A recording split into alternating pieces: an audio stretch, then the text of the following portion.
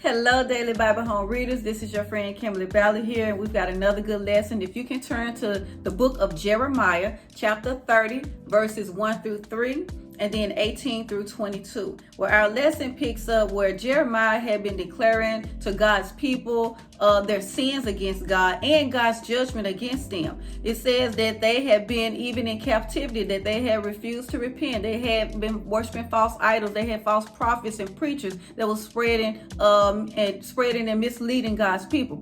But God promised that not only was he coming back to redeem them, but he would restore them, just as Jeremiah had prophesied.